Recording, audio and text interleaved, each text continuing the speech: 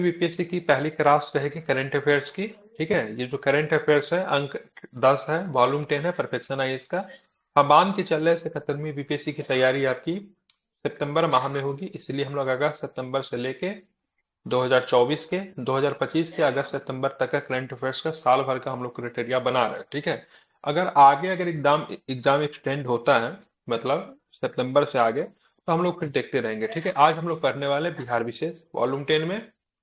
और जो बिहार विशेष जो है आपका पेज नंबर 1 से लेके आपका 9 तक रहेगा। ठीक है, तो चलिए शुरुआत करते हैं। और पहला क्वेश्चन जो रहा आपके सामने ये रहा। बिहार में सीमेंट कंपनी के द्वारा सबसे बड़ा निवेश किया गया है। ठीक है, कहाँ पे किया गया है? नवादा में। ठीक है, ऐसे ऐसे जगह जो आते हैं एग्जाम में काफी अधिक इंपॉर्टेंट होते हैं, टू द पॉइंट पूछ लिए जाते हैं। तो बिहार में सीमेंट कंपनी हाल फिलहाल में लगी है, कहाँ पे लगी है? नवादा में लगी है। नवादा में कहाँ पे? तो वारिसलीगंज में। कहाँ पे? वारिसलीगंज में लगी है, ध्यान में यू रखना है। ये कहाँ पे ये जगह है? नवादा में है। ठीक है, किसके द्वारा लगाया गया नवादा में, क्या बताएंगे? अडानी अडानी समूह। समूह के द्वारा। ठीक है, तो अडानी समूह के द्वारा आप देखोगे नवादा के वारिस अलीगंज में क्या होता है? एक सीमेंट कारखाना की नींव रखी जाती है, जिसका जो लागत जो होता है कितना होता है? तो लागत की बात करेंगे तो 5500 करोड़ रुपए का निवेश किया गया। कितना निवेश किया गया? तो ये ध्यान में रखना, 5500 करोड़ रुपए का क्या होता है इसमें निवेश किया जाता है। ठीक है, आप देख अडानी समूह की प्रमुख सीमेंट कंपनियां कौन कौन सी है। ठीक है, तो अडानी समूह की प्रमुख सीमेंट कंपनियां में एसीसी और अंबुजा सीमेंट बिहार के नवादा जिले में 1600 करोड़ रुपए का निवेश कर रही है। ठीक है, तो यहाँ पे अडानी समूह के द्वारा दो कंपनी यहाँ पे लगेगी सीमेंट के, एक एसीसी होगा, दूसरा क्या होगा? अंबुजा। ठीक है, ध्यान में रखना है किसकी कंपनी है? अडानी अडानी की कंपनी है। दोनों के दोनों अडानी की कंपनी है, चाहे एसीसी हो या फिर आपका अंबुजा हो। ठीक है, कहाँ पे लग रहा है? नवादा के वारिस अलीगंज वारिसलीगंज। में। ठीक है, हाँ। अंबुजा सीमेंट बिहार के नवादा जिले में 1600 करोड़ रुपए का मतलब क्या करेगी? निवेश कर रही है। और नवादा के बाद मुजफ्फरपुर के मोतीपुर में भी सीमेंट प्लांट लगाने की योजना है। तो पहले तो आपको नवादा के वारिस अलीगंज में, और उसके बाद आपको कहाँ पे? तो मुजफ्फरपुर के कहाँ पे? मोतीपुर में। ठीक है, मोतीपुर मुजफ्फरपुर में प्रखंड है, वहां पर भी सीमेंट कारखाना लगेगा। तो दोनों फैक्ट आपको याद हो गया। नवादा में और मुजफ्फरपुर में अडानी समूह के द्वारा टोटल 5500 करोड़ रुपए का निवेश किया जाएगा। ठीक है, इसमें से 1600 करोड़ रुपए का निवेश आपको अकेले कहाँ पे किया जा रहा है? नवादा में किया जा रहा है। ठीक नवादा है, में। आप इसे याद रखिएगा। इसका कारण क्या है? तो यहाँ पे सीमेंट कारखाना लगाया जाएगा। ठीक है, काकोलत जलप्रपात पर पर्यटक सुविधाओं का उद्घाटन हुआ है। तो सबसे पहला प्रश्न हमारा ये बनता है, काकोलत जलप्रपात की स्थिति कहाँ पे है? तो काकोलत आपका कहाँ पे है, क्या नवादा। बताएंगे? नवादा बिल्कुल में। नवादा में है। ठीक है, तो काकोलत जलप्रपात पे क्या होने वाला है? तो वहां पे पर्यटक का रुझान काफी बढ़ गया है। मुख्यमंत्री नीतीश कुमार ने नवादा के काकोलत जलप्रपात पर पर्यटकों के लिए सुविधाओं का उद्घाटन किया है। इससे क्या होगा? तो इससे पर्यटकों की संख्या बढ़ेगी और स्थानीय लोगों को भी मतलब क्या होगा? इनसे रोजगार मिलेगा। ठीक है, अब यहाँ पे देखेंगे कुछ यहाँ पे बिहार के प्रमुख झरने दिए हुआ, मेरे साथ सभी लोग आप बोलिएगा। ककोलत जलप्रपात कहाँ पे है, क्या बताएंगे? नवादा में। नवादा में। करकट झरना कहाँ पे? बिहार के करकट झरना कैमूर। करकट कैमूर में। ठीक है, ध्यान रखें। तुतला भवानी कहाँ पे? तुतला भवानी क्या बताएंगे? तुतला रोहतास। भवानी रोहतास तो में। रोहतास में क्या है? तुतला भवानी है। ठीक है, मांझर कुंड झरना कहाँ पे? मांझर कुंड झरना तो क्या बताएंगे? सासाराम। सासाराम। सासाराम में। ठीक है, धुआं कुंड झरना कहाँ पे? धुआं कुंड झरना सासाराम। सासाराम। तेलहर कुंड कहाँ पे? तेलहर कुंड कैमूर। कैमूर। कैमूर में। ठीक है, ध्यान। कैमूर का जिला मुख्यालय भभुआ है। कहाँ पे है? भभुआ। भभुआ। भभुआ। ठीक है, ध्यान में रखना है। ठीक है, तो काकोलत आपका नवादा हो गया, करकट आपका कैमूर में है, तुतला भवानी आपको ध्यान में रखना है रोहतास में है। माइक बंद कीजिए। मांझर कुंड की बात करेंगे सासाराम में है। ठीक है, ध्यान में रखना है। साथ में बात करेंगे धुआं कुंड कहाँ पे है, तो आपको सासाराम में है। और तेलहर की बात करेंगे तो ये आपको कैमूर में आएगा। ठीक है, सर बिहार करकट है कि संग्राम। काराकाट है? करकट काराकट, काराकट लोकसभा क्षेत्र है वहां पे। ठीक है, करकट काराकट करकट ही होगा। ठीक है, वही करकट काराकट झरना। लोकसभा क्षेत्र है। ठीक है, करकट नहीं, काराकट लोकसभा क्षेत्र है।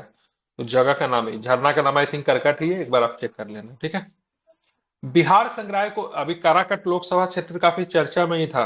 क्यों था पता है? काराकट लोकसभा क्षेत्र सर पवन सिंह वहां से लड़ते थे। हाँ हाँ लड़ यस रहे सर। थे, हार गए। ठीक है, तो बिहार संग्रहालय को मिला पूर्वी क्षेत्र के सर्वश्रेष्ठ संग्रहालय का पुरस्कार मिला है, ठीक है। तो बिहार संग्रहालय है कहाँ? बिहार म्यूजियम पटना में, ये आप लोगों ने घूमा पटना में। होगा। तो पूर्वी क्षेत्र के सर्वश्रेष्ठ संग्रहालय का पुरस्कार किसे मिला है? बिहार संग्रहालय को मिला है, ठीक है। हाँ, बिहार संग्रहालय को। भारत सरकार के कौन सी मंत्रालय ने दिया? तो संस्कृति मंत्रालय के, जितना भी संग्रहालय वगैरह होता है ना, संस्कृति मंत्रालय के अधीन आते हैं। तो भारत सरकार के संस्कृति मंत्रालय ने भारत मंडपम नई दिल्ली में युग युगिन भारत संग्रहालय पर, ठीक है, ध्यान में रखना है, 3 दिवसीय संग्रहालय सम्मेलन का आयोजन किया गया था, ठीक है, ध्यान में रखना, इंपॉर्टेंट है। यहाँ बिहार संग्रहालय को पूर्वी क्षेत्र के सबसे संग्रहालय का पुरस्कार मिला, ठीक है। अब यहाँ पे देखिएगा, पूर्वी क्षेत्र, पश्चिमी क्षेत्र, दक्षिणी क्षेत्र, उत्तरी क्षेत्र, मध्य क्षेत्र और एक मध्य पूर्वी क्षेत्र होता है। टोटल क्षेत्रों की संख्या कितनी है? 6 है, ठीक है।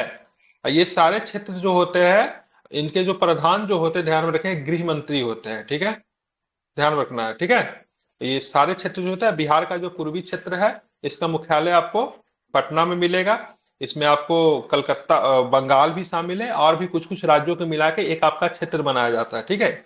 आई थिंक साल भर पहले बैठक भी इसका हुआ था ना सर? हाँ, बैठक भी हुआ था, पटना में हुआ था। जैसे पूर्वी क्षेत्र में जो जो राज्य होंगे ना, उसका समय समय पे जगह जगह पे बैठक होते रहती है। जैसे पिछला बार पटना में हुआ था, कभी कलकत्ता में होता है। इसका मुख्यालय आपको, पूर्वी क्षेत्र का मुख्यालय आई थिंक कलकत्ता में, एक बार आप चेक कर लेना, ठीक है। टोटल क्षेत्र जो है 4 गो दिशा है। एक आपको उत्तर पूर्वी बन गया, नॉर्थ ईस्ट, जो कि 1971 में बनाया गया था। और सारे क्षेत्रीय परिषद का जो प्रधान कौन होता है? तो ध्यान में, राष्ट्रपति के द्वारा नियुक्त होते हैं। कोई केंद्रीय स्तर का मंत्री हो सकता है, सामान्य तौर पे गृह मंत्री होते हैं, ठीक है। लेकिन कोई केंद्रीय स्तर का कैबिनेट मंत्री भी हो सकता है, ठीक है। सामान्य तौर पर क्षेत्रीय परिषद का जो प्रधान जो होते हैं, कौन होते हैं? अध्यक्ष जो होते हैं, कौन होते हैं? गृह मंत्री होते हैं, ठीक है। और बिहार जो क्षेत्रीय परिषद का जो हिस्सा है, बिहार जो क्षेत्रीय परिषद का हिस्सा है, वो पूर्वी क्षेत्रीय परिषद है, ठीक है। इसमें 28 राज्यों और 8 केंद्र शासित प्रदेशों की प्रतिनिधि टीमों ने भाग लिया, अपने अपने संग्रहालयों की प्रस्तुतियां दी थी। प्रस्तुति के लिए बिहार से 3 संग्रहालयों में बिहार संग्रहालय, पटना संग्रहालय और बोध गया संग्रहालय का चयन किया गया था, ठीक है, ध्यान में रखना। एक चीज सर, अब यहाँ पे देख, पटना में 2 संग्रहालय है क्या? हाँ होगा, ठीक है। हाँ, पटना में 2 संग्रहालय है सर, देख, बिहार संग्रहालय है, और यहाँ पे ये भी लिखा हुआ है ना, पटना संग्रहालय भी होगा। बिहार संग्रहालय पटना सर कहाँ म्यूजियम, है? पटना में ही। मुझे नहीं पता जगह का नाम, ठीक है, कहाँ पे है, नहीं बस नहीं, इतना इसमें ध्यान में दिया हुआ है रखिए। ना, आप इसमें दिया है ना, बिहार संग्रहालय, पटना संग्रहालय, तो इसीलिए पूछे बिहार बिहार संग्रहालय तो में। पटना में है हाँ, ही, ठीक है, पटना संग्रहालय 2 भी पटना में संग्रहालय ही होगा, सर। ठीक एगो है। पुराना वाला चलिए, है और एक नया वाला बना है बिहार संग्रहालय, जिसका उद्घाटन नरेंद्र मोदी किए थे। चलिए, और ठीक एक है। पहले से पुराना है। हाँ, बिहार के 13 जिलों में होगा खनिज अन्वेषण, ठीक है, ध्यान में रखना। तो भारतीय भूवैज्ञानिक सर्वेक्षण बिहार ने कितने जिलों में खनिज के अन्वेषण का कार्य करेगी? तो 13 जिलों में। कितने जिलों में? 13 जिलों में, 13 ठीक है। और साथ में झारखंड के 3 जिलों में खनिज भंडारों की खोज करेगा। कहाँ कहाँ पे ये खोजें होगी? तो ध्यान में रखना, बिहार के मुजफ्फरपुर में, समस्तीपुर में, ठीक है, बांका में और जमुई में, ठीक है, ध्यान में रखना। किस तकनीक से खोज किया जाएगा?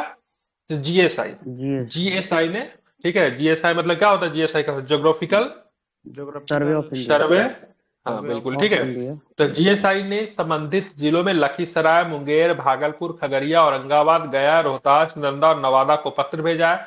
जबकि झारखंड का 3 है। इसमें झारखंड का कौन कौन है? पलामू, गिरिडीह और चतरा, ठीक है, इतना आपको ध्यान में रखना है, ठीक है। का मुख्यालय सर कोलकाता में ही है ना?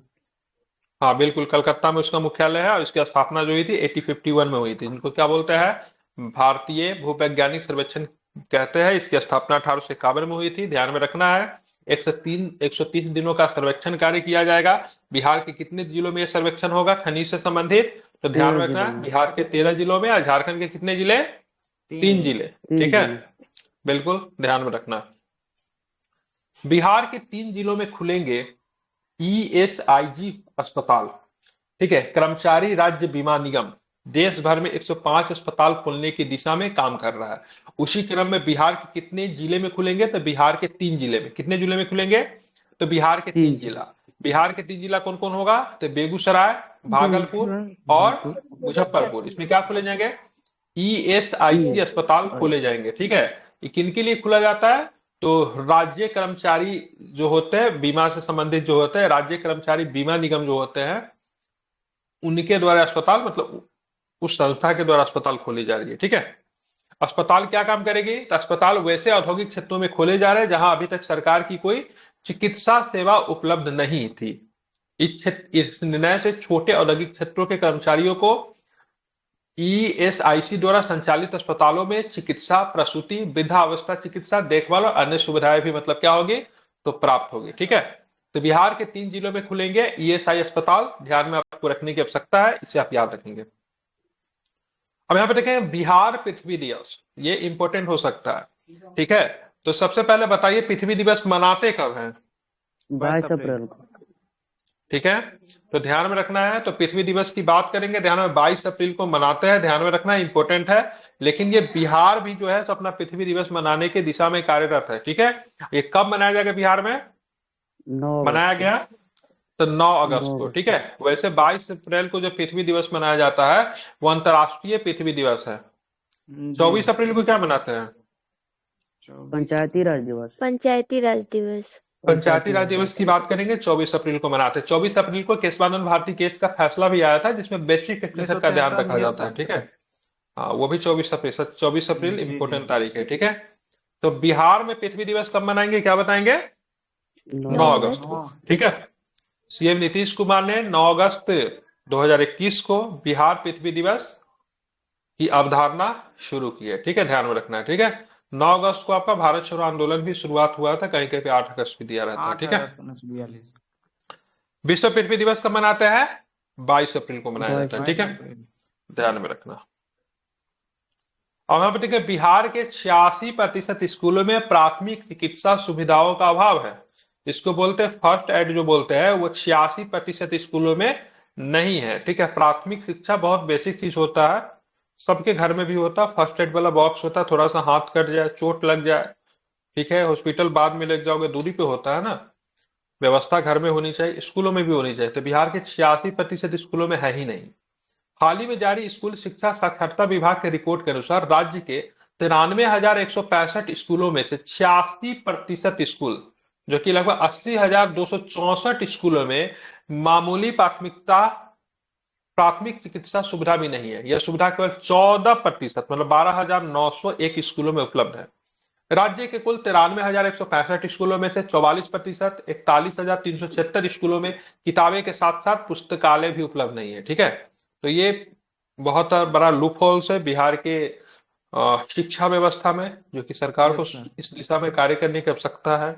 44% ऐसे स्कूल है जहां पे किताब के साथ पुस्तकालय भी नहीं है। ठीक है, 86% ऐसे स्कूल है जो कि वहां पे फर्स्ट एड का बॉक्स नहीं है, इसके लिए मैक्सिमम कितना लागत होगा? 200-300 रुपया, 300-400 में तो बहुत अच्छा आ जाता है। ठीक है, वो चीजें नहीं है। आप देखिए ट्रेन इंजन का नाम रखा गया नालंदा। ठीक है, रेलवे ने अपने इंजन का नाम नालंदा विश्वविद्यालय के नाम पे रखा है, जो प्राचीन मध्यकालीन भारत में शिक्षा के महान केंद्रों में से एक था।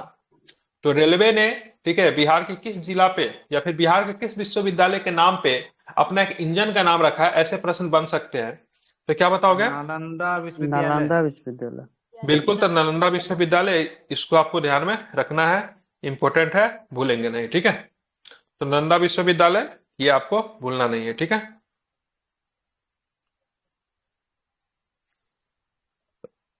एक मिनट, नालंदा विश्वविद्यालय की बात करेंगे तो इसको नष्ट करने का काम किसने किया था? बख्तियार खिलजी। बख्तियार खिलजी। बख्तियार खिलजी ने। ठीक है, तो रेलवे ने अपने इंजन का नाम नालंदा विश्वविद्यालय के नाम पे रखा, जो प्राचीन और मध्यकालीन भारत में शिक्षा के महान केंद्रों में से एक था। नालंदा विश्वविद्यालय की स्थापना गुप्त सम्राट किसने की थी? तो कुमारगुप्त ने। किसने की थी? कुमारगुप्त ने 5वीं शताब्दी में प्रारंभ की थी। इसका उद्देश्य लोगों को नालंदा विश्वविद्यालय के बारे में जागरूक करना था। प्रधानमंत्री नरेंद्र मोदी ने 19 जून 2024 को नालंदा विश्वविद्यालय के नई परिसर का उद्घाटन किया था। ठीक है, तो भारतीय रेलवे ने, हाँ, तो भारतीय रेलवे ने, ठीक है, ध्यान में रखना, और शामिल नहीं हुआ, पहला ही से शामिल है। भारतीय रेलवे ने, ध्यान में रखना, अपना एक ट्रेन इंजन का नाम किसके नाम पे रखा है? तो नालंदा के नाम, नालंदा यूनिवर्सिटी के नाम। अब आते गया में बनेगा MSME प्रौद्योगिकी केंद्र। क्या होता फुल फॉर्म? तो सूक्ष्म लघु एवं मध्यम मंत्रालय ने गया में, हाँ बिल्कुल, स्मॉल एंटरप्राइजेस, बिल्कुल। तो सूक्ष्म लघु एवं मध्यम मंत्रालय ने गया में 225 करोड़ रुपए से बिहार के गया में एमएसएमई पर नौकरी केंद्र की स्थापना की मंजूरी है। बहुत वीवीआई क्वेश्चन है, इसको मार्क कर लीजिए, ठीक है, ये आएगा एग्जाम में, ठीक है।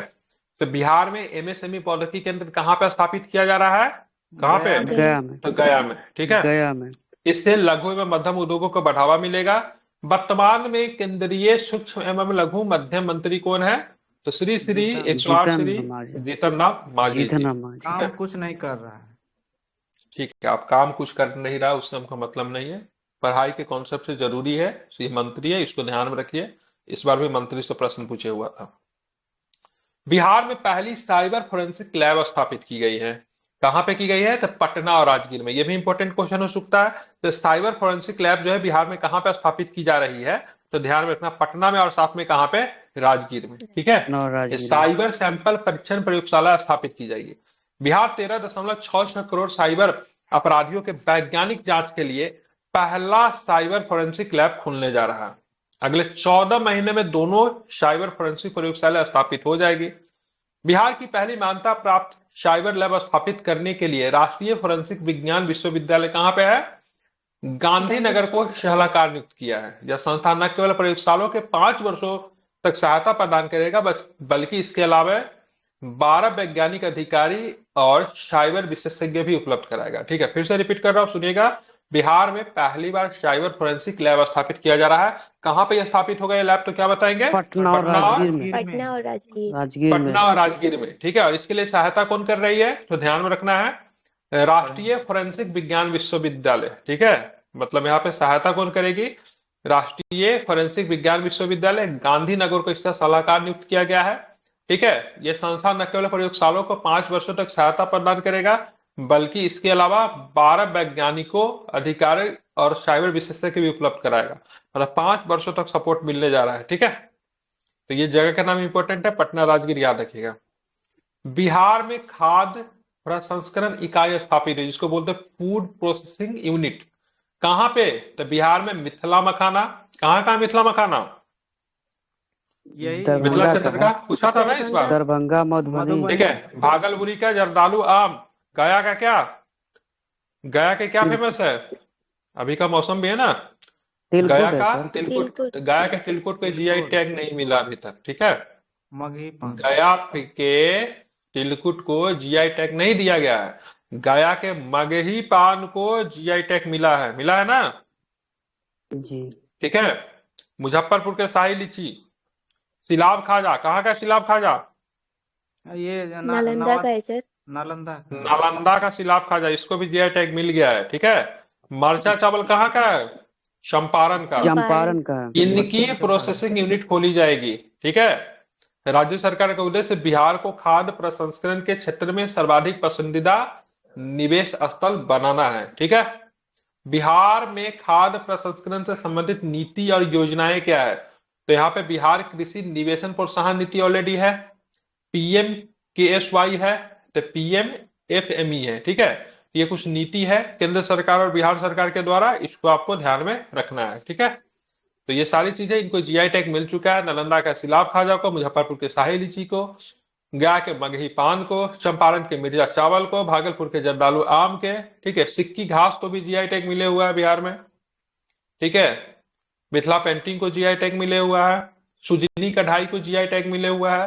तो इन सारे जीआई टैग को आपको याद रखना है, ठीक है। कौन से किस क्षेत्र से, ये भी इंपॉर्टेंट है।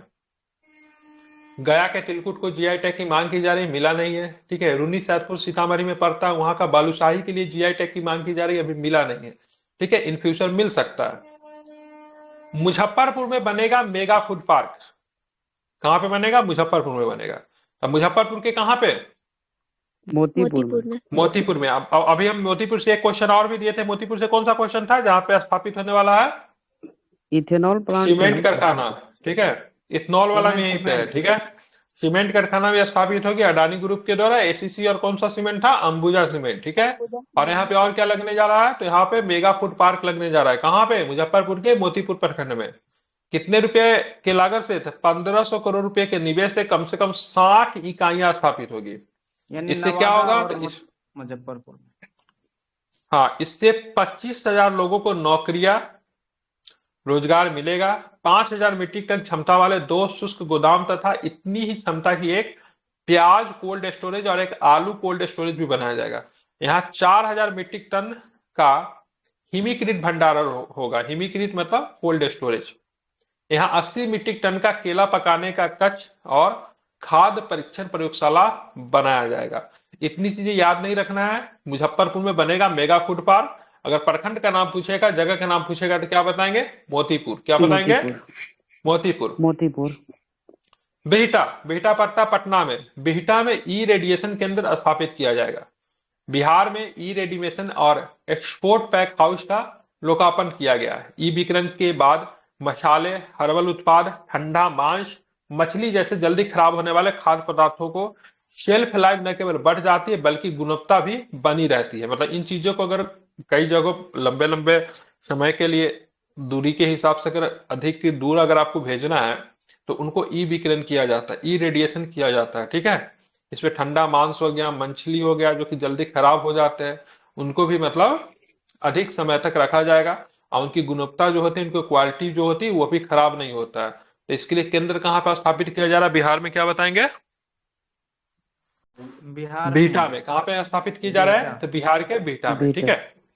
ई विकिरण के द्वारा पैकिंग करने से भोजन के महीनों तक खराब होने की संभावना क्या हो जाती है? कम हो जाती है। राज्य में फल, सब्जी और अन्य खाद्य वस्तुएं सीधे अमेरिका और यूरोप के बाजारों में जा सकेगी। ठीक है। अभी हाल फिलहाल में एक न्यूज आया था, हाजीपुर से बना जूता जो है से रूसी फौज जो है पहन रही है। ठीक है, जो कि बहुत ही कम टेम्परेचर में वो जूता जो है वो कार्यरत हो सकती है। तो धीरे धीरे राज्य जो है जैसे लग रहा था। हाँ, मखाना की खेती के लिए फसल बीमा दिया जा रहा है। ठीक है, मखाना बिहार में जीआई टैग दिया गया है, पता है आपको। और मिथिला मखाना जो है बिहार का प्रचलित है। लगभग 90% मखाना का बिहार अकेले उत्पाद करती है पूरे देश भर में, पता है ना?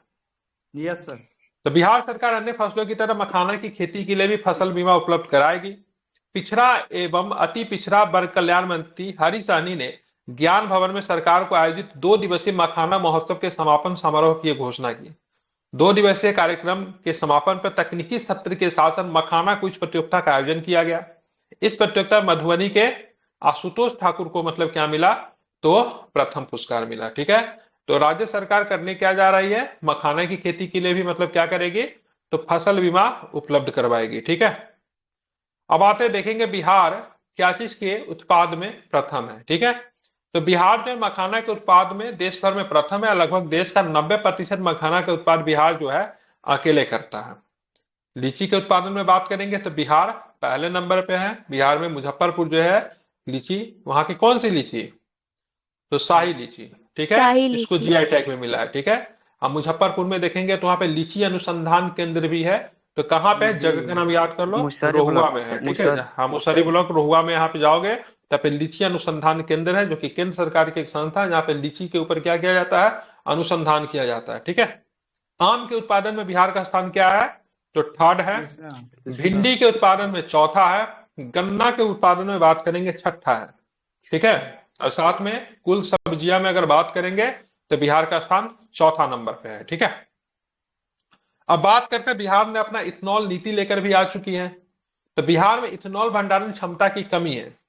2018 में राज्य में इथेनॉल का उत्पादन केवल 5.77 करोड़ लीटर था, जो कि 2024 की पहली छमाही में 32.13 करोड़ लीटर तक पहुंच गया। मतलब 2018 में ये डाटा कितनी है? मात्र 5.77 सीआर था लीटर। ठीक है, ये 2024 में कितना चला गया? 32 ज्यादा हो गया। हाँ, मतलब इतना करोड़ लीटर होगा। मतलब इसे जंप कितना लिया? 6 गुना जंप लिया। Yes sir. अब बात हो रहा है अभी पहली छमाही चल रही है। अब दूसरी छमाही जो है 2025 के लास्ट तक अगर बात करेंगे तो ये 60 करोड़ टन अधिक हो जाने की उम्मीद है। और बिहार के पास क्षमता कितना है रखने का? तो मात्र 15 करोड़ लीटर के आसपास ही क्षमता है। मतलब यहाँ पे कितना? मतलब क्षमता से 4 गुना अधिक उत्पादन हो रहा है। ऐसा कंडीशन में कहां पे रखेंगे? इसके चलते उत्पादकों के क्या कहां पे रखा जा रहा है? तो यहाँ पे टैंकर केरल आदि दक्षिण भारतीय राज्यों में भेजे जा रहे हैं। ठीक है, चलते उत्पादक कोकेट टैंकर में रखे जा रहे हैं और उसको दक्षिण राज्यों में भेजे जा रहे हैं। ठीक है, केंद्र सरकार ने पेट्रोल में 10% एथेनॉल मिलाने की मंजूरी दी। सरकार का लक्ष्य है 2025 तक पेट्रोल में कितने प्रतिशत एथेनॉल मिलाना। अभी आप गाड़ी जाओगे ना खरीदने तो देखना वहां पे लिखा रहेगा E20, लिखा रहता है ना गाड़ी पे, जी हाँ लिखा है। गाड़ी के टंकी पे देखना E20 लिखा रहता है ना। मतलब उसका जी, मतलब जी। क्या है, इथेनॉल 20% इसमें आप मिला सकते यस हो। सर। तो 2025 तक हमारा लक्ष्य है, से मतलब ईंधन में कितने प्रतिशत इथेनॉल का हम लोग मिलान करें, मतलब उसमें मिलावट करें, तो 20%। ठीक है, इसमें हमारा बिहार जो है सो बहुत अच्छा काम कर रहा है। ठीक है, जो कि हमारे यहाँ क्षमता की बात करेंगे तो वर्ष के अंत तक कितना पहुंच जाएगा, 60 करोड़ लीटर तक पहुंच जाएगा। ठीक है, लेकिन दिक्कत क्या है, सो हमारे पास रखने की जगह नहीं है, कैपेसिटी भंडार 15 करोड़ तक ही है। ठीक है, कैपेसिटी ही काफी कम है। अब बिहार में अवैध बालू खनन की सूचना देने पे 10,000 रुपए तक का पुरस्कार मिल रहा है। ठीक है, बिहार सरकार ने राज्य में अवैध बालू खनन पे अंकुश लगाने के लिए एक नई पहल शुरू की है। बिहार सरकार ने एक नई पहल शुरू की जिसके तहत अवैध बालू खनन की सूचना देने पे कितने का इनाम है, 10,000 रुपया। ठीक है, अवैध बालू से लदे ट्रकों के बारे में जानकारी देने पर मुखबिर को 5,000 रुपए तथा ट्रकों के बारे में जानकारी देने पर 10,000 रुपए का इनाम दिया जाएगा। ठीक है, ध्यान में इसको रखना है। डाक जीवन बीमा उपलब्ध कराने में बिहार जो है शीर्ष पे है। ठीक है, पूछा जाएगा डाक जीवन बीमा उपलब्ध कराने में कौन सा राज्य शीर्ष पे है, तो क्या बताओगे, तो ध्यान में रखना है बिहार जो है आपका इसमें शीर्ष पे है। डाक जीवन बीमा और ग्रामीण डाक जीवन प्रदान करने में बिहार शीर्ष पे है। इसमें बिहार की दर कितनी रही है, तो 91% दर रही है। दूसरे स्थान पर ओडिशा है, ओडिशा में 24% की वृद्धि वहां पर भी हुई है। ठीक है, विकास दर यहाँ पे 91% है, समझ रहे ना। दूसरे नंबर पर ओडिशा है जो कि 24% है। छत्तीसगढ़ तीसरे स्थान पर जहां पे 22% के विकास दर रही है। डाक जीवन बीमा और ग्रामीण डाक जीवन बीमा भारतीय डाक विभाग के सबसे पुरानी योजनाएं हैं। ठीक है, तो प्रश्न सिंपल बनेगा, डाक जीवन बीमा उपलब्ध कराने में बिहार का स्थान कौन सा रहा है, तो शीर्ष रहा है। ठीक है, विकास दर कितना प्रतिशत है, तो 91% जो है आपका विकास दर है। ठीक है, ये डाक जीवन बीमा वाला जो प्रोग्राम जो है कब शुरू हुआ था, डाक वाला, डॉक्टर संकल्प दयाल शर्मा शुरू किया था ना सर। ठीक है, तो ध्यान में रखना ये जो प्रोग्राम जो है, यहाँ पे एक मिनट, यहाँ पे कुछ लिखा हुआ था, डाक जीवन बीमा 1 फरवरी 1884 को शुरू किया गया था। गलत लिख रहा है, 1884 है। ठीक है, जबकि ग्रामीण डाक जीवन बीमा की बात करेंगे तो ये आपका 1995 में शुरू हुआ था। ठीक है, तो काफी पुरानी है दोनों। बिहार का पहला SEZ का मतलब क्या होता है, स्पेशल इकोनॉमिक जोन होता है। क्या होता है, सेज, विशेष आर्थिक क्षेत्र। स्पेशल, हाँ ठीक है, स्पेशल इकोनॉमिक जोन।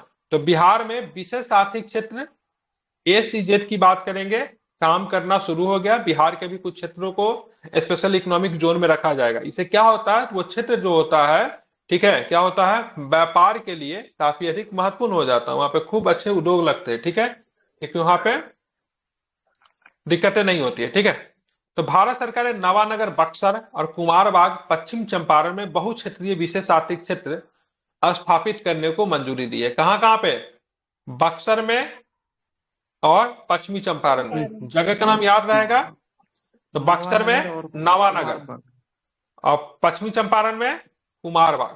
ठीक है, दोनों जगह पे क्या लगेगा, तो विशेष आर्थिक क्षेत्र। फिर से रिपीट कर रहा हूं, नवानगर, बक्सर, कुमारबाग, पश्चिमी चंपारण। ठीक है, विशेष आर्थिक क्षेत्र के बारे में हम लोग थोड़ा जान लेते हैं, होता क्या है। तो विशेष आर्थिक क्षेत्र या शेज किसी देश की राष्ट्रीय सीमाओं के भीतर एक विशेष रूप से चिन्हित क्षेत्र या परिक्षेत्र होता है जिसमें देश के बाकी हिस्सों की तुलना में अधिक उदार आर्थिक कानून होता है। ठीक है ना, वहां के लॉ जो होते हैं बहुत अधिक लिबरल होते हैं। ठीक है, रेट टैक्स की बात करते हैं, लाल फीताशाही की बात करें, कम होते हैं। ठीक है, ताकि व्यापार वहां पे अच्छे तरीके से मतलब क्या हो सके, ग्रूम हो सके। क्षेत्र ठीक होता है है सर 200 सेंटीमीटर तक होता है ना, बाउंड्री 200 सेंटीमीटर।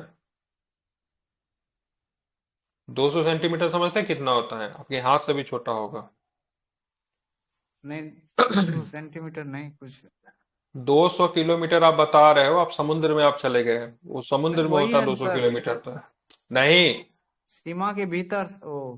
तो सीमा के भीतर आपको लगना है यहाँ पे क्या, आपको बिहार में कौन सा समुद्र है?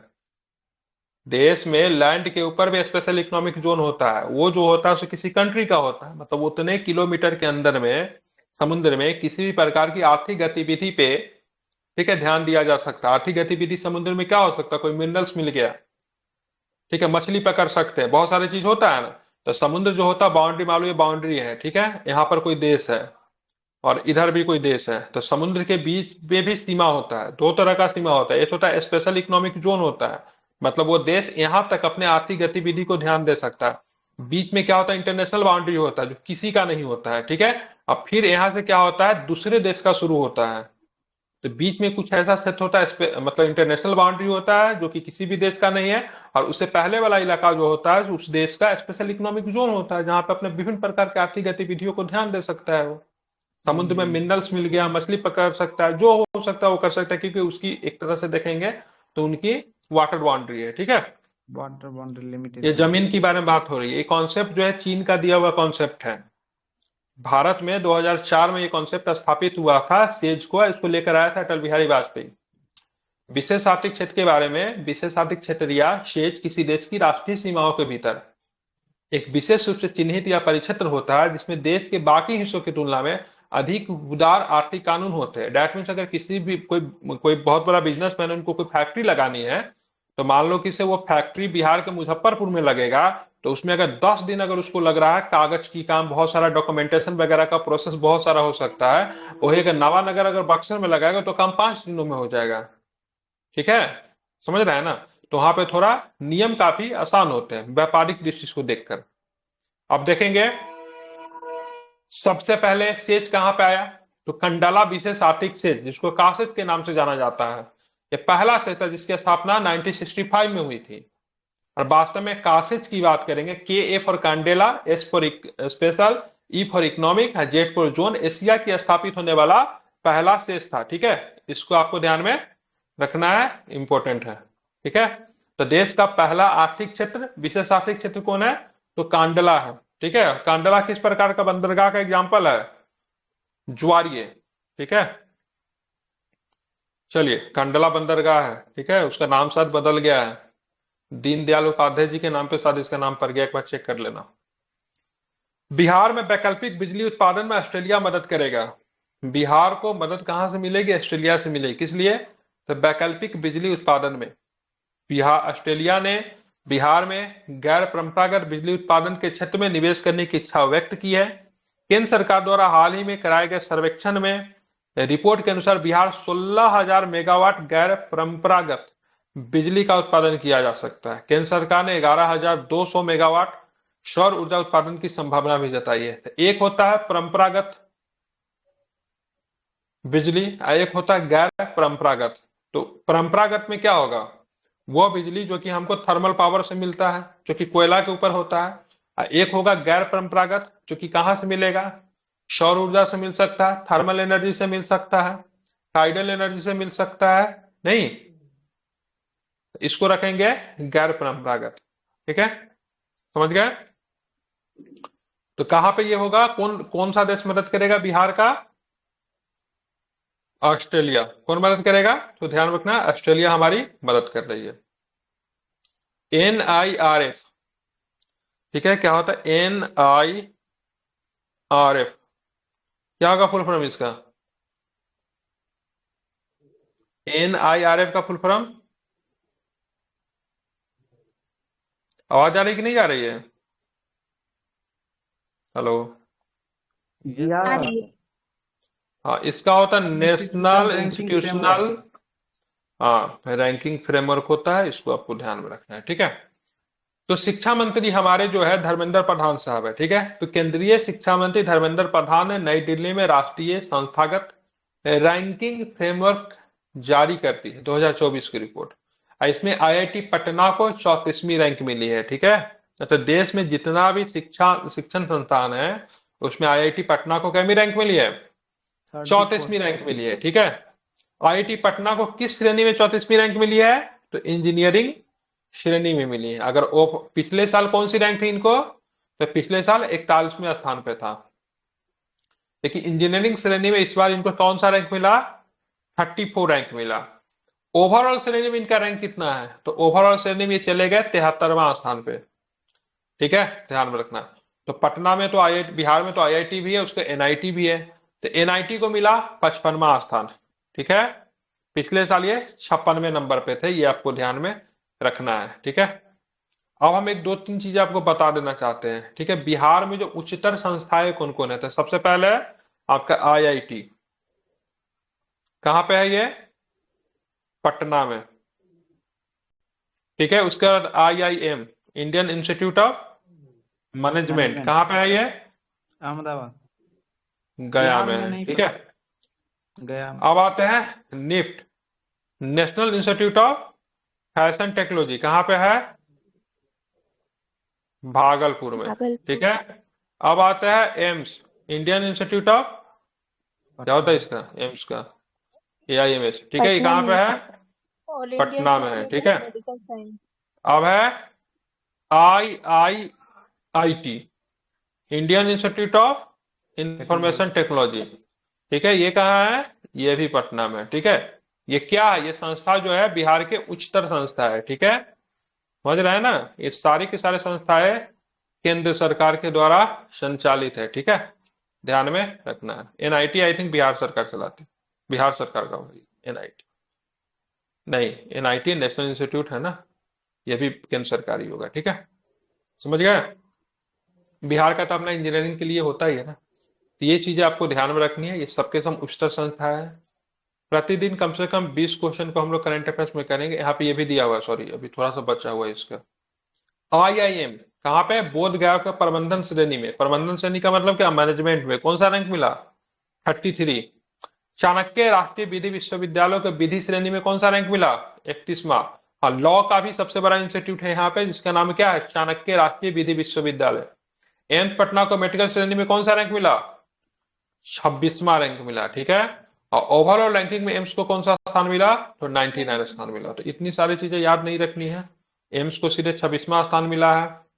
ठीक है, 33वां लॉ में मिला है किसको, सॉरी 33वां इसको मैनेजमेंट में मिला है किनको, आईआईएम बोध गया को, और लॉ में चाणक्य राष्ट्रीय विधि विश्वविद्यालय को 31 रैंक मिला है। और बात करें आईआईटी को कौन सा रैंक मिला है, 34 रैंक मिला है। ठीक है, एनआईटी को कौन सा रैंक मिला है, तो 55 रैंक मिला है। ठीक है, 55। आप चाहे तो इसको याद कर सकते हैं। आगे क्या करना, जो मैंने 20 पढ़ाया उसको रिवीजन कर लेना। ठीक है, और आगे फिर से मतलब क्या करना, 20 आगे आप लोग पढ़ कर आना। ठीक है, समझ गए।